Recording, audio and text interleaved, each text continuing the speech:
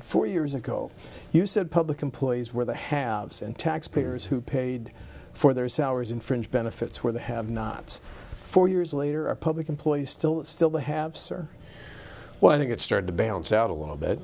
It's gotten a little bit closer. It's still pretty generous, and we appreciate the good work that the vast majority of good, decent public servants do in the state. So I'm not trying to pit one against the other, but it did kind of level the playing field in the sense that most people in the state are paying 20 to 25% or more for the health insurance.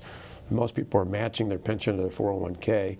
We've steadily started to get the public sector a little bit more aligned with where the rest of the society is. I would like to keep chipping away so that at a minimum, property and income taxes are lower 4 years from now. Rates across the board and property taxes on a typical home will be lower in 2018 than they are this December, which, by the way, on property taxes, they're actually lower than they were 4 years ago because of our reforms.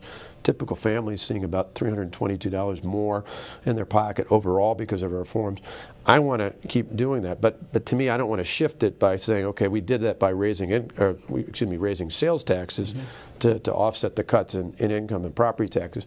I want to keep the overall sales tax, the state's general sales tax, where it's at, but find ways to keep chipping away at both property and income. But part of our goal with some of the things I just talked about, with employability training, with drug tests, with other things, is we want to remove some of the disincentives to work.